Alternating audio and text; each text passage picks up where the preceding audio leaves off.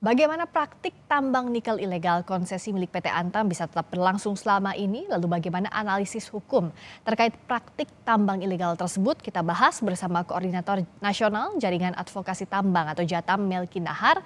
Bergabung juga pakar hukum pidana Hipnu Nugroho. Selamat malam Bapak-Bapak. Selamat malam Mbak Friska, selamat malam Mas Melki.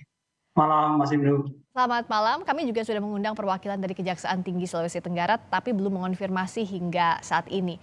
Saya ke Mas Melki dulu. Ini kan praktik penyalahgunaan konsesi yang belum memiliki izin pinjam pakai kawasan hutan. Nah, bagaimana Jatam menganalisis kasus ini sejak awal? Kalau kita lihat kan PT Antam ini memenangkan 16.900 hektar blok Mandiodo di Konawe Utara. Iya, jadi saya kira kasus korupsi yang menjerat pejabat di Kementerian SDM ini sebetulnya bukan fenomena baru gitu ya. Bukan fenomena Dia baru? bukan fenomena baru sebetulnya. Dia kemudian menjadi viral begitu karena ketahuan begitu ya, karena kedapatan ada praktik tindak pidana korupsi dalam sektor pertambangan kita. Karena kalau kita bicara pola secara umum, sebetulnya kan celah korupsi ini tidak hanya terkait dengan RKAB seperti yang terjadi di Blok Manjodo ini, begitu ya. Tapi di level pra perizinan, di perizinan, sampai urusan pembinaan dan pengawasan, bahkan sampai urusan penegakan hukum pun dalam sektor tambang itu sesungguhnya rentan dengan praktik korupsi. Yang jadi soal kan kemudian adalah apakah aparat penegak hukum kita mau melakukan penegakan hukum secara terbuka dan tegas begitu ya. Lalu kemudian kalau bisa mau mitigasi atas seluruh potensi-potensi risiko tadi dalam berbagai macam celah-celah yang selama ini digunakan oleh para perusahaan-perusahaan ini. Nah, nyambung ke pertanyaan Mbak Rizka tadi, Ya. saya kira apa yang terjadi di Blok Mandiodo ini kan bukan baru ya. Keberadaan tambang ilegal di Blok Mandiodo ini kan sudah sejak 2011 yang lalu, begitu ya. Jadi sudah muncul itu praktik penambangan ilegal di Konawe Utara, Sulawesi Tenggara. Gitu. Lalu kemudian sekitar 2014 kalau saya tidak salah ingat itu terjadi sengketa gitu ya antara PT Antam dan PT Karya Murni Sejati waktu itu. Itu persis di Blok Mandiodo ini. Gitu ya. Lalu 3 tahun belakangan 2017 itu si PT Antam ini kan dia menjalin semacam kerjasama operasional gitu ya atau KSO gitu dengan PT Labu Agung Mining itu. Jadi mereka berkongsi begitu dengan perusahaan daerah. Lalu si PT Antam ini kemudian menugasi PT Labu Agung Mining untuk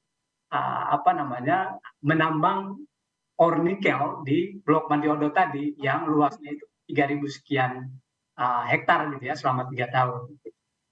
Tapi kan kemudian muncul permasalahan begitu ketika ada semacam rekayasa gitu ya atau manipulasi terkait dengan RKAB dari perusahaan ini. Padahal tadi seperti yang dalam kasus ini jelas-jelas ilegal kan. Ya. Dan tiba-tiba ada RKAB-nya, kemudian dia bisa menjual ke pabrik-pabrik smelter entah itu di Morowali ataupun di Morosi Konawe Sulawesi Tenggara. Jadi ini yang kemudian saya kira aparat penegak hukum kita sangat kecolongan begitu ya. Nah, kalau dari sisi pidananya, Prof. Hipnu lihatnya kecolongan atau dibiarkan? Gini Mbak, memang kalau kita lihat kasus pertambangan, itu kayaknya ada potensi pembiaran. Karena apa? Sekarang ramainya itu sekarang. Karena kita lihat dari berbagai kasus kita eksaminasi kasus tambang, itu hampir yang kita ketahui itu abal-abal. Dan abal-abal itu sejak awal memang harusnya penegak hukum juga tahu, Kementerian SDM juga tahu, kan itu loh. Nah, permasalahannya yang kita lihat terbongkarnya permasalahan pertambangan, korupsi pertambangan itu karena pecah kongsi, Mbak. Ketika pecah kongsi akan buka semua. Tanya Mas Melki gini. Kalau nggak pecah kongsi aman-aman. Coba karena saling menutupi begitu ya? Iya. Lah pecah kongsi ini baru bisa telusur. Oh ternyatanya ada pembiaran. Oh tidak punya deposit nikel ternyata mengaku punya deposit. Oh tidak punya kegiatan mengeluarkan biaya anggaran dan sebagainya. Ini suatu rekayasa semua. Belum terhadap izin-izin, Mbak. Ya, Ijen itu sudah, aduh, kita kalau lihat nelongso Mbak, ini tanah air kita itu dijual Bang, habis kita itu. Inilah saya kira penegak hukum saatnya bagaimana memitigasi, bagaimana mengendalikan, bagaimana menghabisi kasus-kasus pertambangan ini. Kalau enggak, hancur negara kita. Makanya betul disampaikan Pak Mahfud, kalau pertambangan kita dibuat baik demi bangsa negara, rakyat Indonesia nggak usah bekerja sudah dapat subsidi 20 juta. Itu betul. iya, Tanya itu Pak Melki itu. iya. Nah, inilah yang terjadi, Mbak. Nah, kalau Mas Melki lihatnya tadi, izin pinjam pakai kawasan hutan, misalnya kita bicara satu dimensi dulu ya, karena bicara kasus ini kan ada beberapa dimensi. Secara aturan, prosedurnya sebenarnya seperti apa? Ya, mestinya kan perusahaan-perusahaan yang melakukan penambangan di kawasan hutan itu, dia wajib hukumnya untuk mengantongi izin pinjam pakai kawasan hutan dari Kementerian Lingkungan Hidup dan Kehutanan RI, ya. Tapi kalau kita cek dalam kasus di Blok Madiodo ini, kan situasinya kemudian berbeda, begitu ya. Jadi si perusahaan bahkan dia tidak mengantongi izin pinjam pakai kawasan hutan, begitu, Ya. tapi dia serta-merta melakukan penambangan di kawasan hutan, begitu. Nah, Ya. setuju sekali dengan Mas Ibnu tadi bahwa aktornya ini hanya ada dua, kurang lebih gitu ya. Si korporasinya yang notabene pemilik perusahaan dengan si pemerintah yang punya wewenang atau punya mandat untuk mengatur urusan pertambangan ini. Kan yang tahu persis urusan RKAB kan hanya si perusahaan dan si pemerintah. Ya. Sehingga kalau terjadi praktik korupsi, mestinya dua pihak ini yang harus ditelusuri secara lebih mendalam begitu, aktor-aktor yang terlibat siapa-siapa saja. Jangan-jangan dalam kaitan dengan Blok Madiodo ini, jangan-jangan tidak hanya 2 orang yang terlibat dari Kementerian SDM gitu. Karena tidak Jangan mungkin hanya ada 2 yang orang lain. saja begitu ya kalau secara logika ini ya? Ya, betul. Karena mustahil begitu ya, ketika misalnya yang terlibat lalu kemudian ditetapkan sebagai tersangka hanya 2 orang.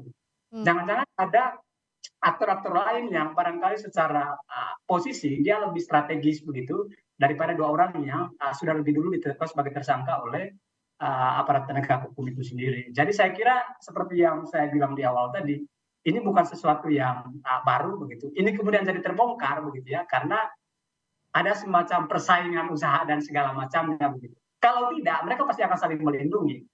Jadi saya kira kasus ini kemudian mestinya akan menjadi pintu masuk bagi aparat penegak hukum kalau mereka tidak terlibat konflik kepentingan. Karena kalau aparat penegak hukumnya terlibat konflik kepentingan, saya kira apa yang kita harapkan untuk kemudian membongkar kasus ini sedalam-dalamnya itu tidak akan pernah terjadi, gitu ya. Yang terjadi adalah pion-pion kecil yang kemudian akan ditersangkakan dalam tanda kutip atau dikorbankan dalam tanda kutip. Lalu kemudian aktor-aktor besarnya ini sengaja diamankan, begitu. Kalau Prof. Hipnu lihat perbuatan pidana apa saja yang bisa digali jadi pintu masuk untuk mengusut kasus ini secara tuntas, korupsinya kah, termasuk dugaan suapnya juga kah termasuk di sana? Ya, suap dan rekayasa. Karena kalau kita lihat, pertama pertanyaan adalah suap. Kenapa bisa suap? Tadi disampaikan bahwa tidak mempunyai deposit mengaku punya deposit. Ya. Ya. Pertanyaannya kenapa pemerintah juga mengizinkan? Berarti ada sesuatu. Ya. Tuh. Kedua, Syaratnya udah nggak terpenuhi gitu ya, Prof. ya, Hipnu ya itu gampang aneh. Mbak. Sebetulnya gampang sekali. Jadi malah lebih berbelit-belit pada pengadaan barang dan jasa karena Perpendam sudah e-katalog. Ya. Ini nggak ada e-katalog loh Mbak. Jadi sekarang memang bagaimana seharusnya pemerintah dalam rangka pemberantasan pertambangan ilegal ini yang saya kira harus mendapatkan prioritas lebih daripada barang dan jasa. Satu. Kedua, pemerintah kan tahu kan semuanya kan bagaimana perizinan. Pernah Mbak, sekarang pertanyaannya dari IUP yang saya lakukan, berapa yang bodong dan berapa yang tidak bodong. Itu sudah kelihatan. Pernah kami mengaji eksaminasi, Mas Melakel, dari 100 IUP yang izin resmi itu hanya 25. Artinya separuh lebih bodong. Iya. Nah, ini juga menjadikan pertanyaan. Nah, ini kan juga seperti itu. Yang harusnya dijual ke Antam, lari ke PT yang lain, ternyata PT lain juga tidak punya izin. PT yang punya izin dibawa ke luar negeri. Waduh, rusak ini negara. Iya, iya. Nah, inilah saya kira negara, kejaksaan, kepolisian harus betul-betul integritas. Integritas kenapa? Karena betul jangan sampai penegak hukum terlibat di dalamnya. Kalau terlibat di dalamnya, ini bagian dari suatu circle setan yang tidak bisa menyelesaikan masalah pertambangan. Yang mengusut kasus ini untuk menjaga tidak ada konflik kepentingan, menurut Prof. Hipnu di siapa mestinya? Ya, penegak hukum kan ada KPK bisa punya kewenangan, jaksa juga punya kewenangan, polisi juga sama-sama. Jadi kita mempunyai integralistik di dalam penangkapan suatu pertambangan ini. Lah kita saling sinergi lah, saling suatu bentuk integralistik. Dalam sini ada check and balance. Iya. Dalam ini ada joint investigasi. Kalau memang Polri ada agak kegamangan, kejaksaan KPK. Jadi joint investigasi itu perlu. Iya. Jadi kalau memang ada kesulitan dari Polri, bantuan kejaksaan juga bingung dari Kapolri.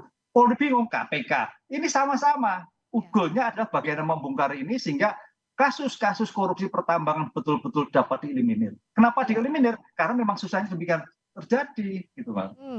Ini bahkan kalau kita lihat kerugian negaranya tembus 5,7 triliun rupiah. Ini baru di kasus ini saja, Mas Melki ya? Betul.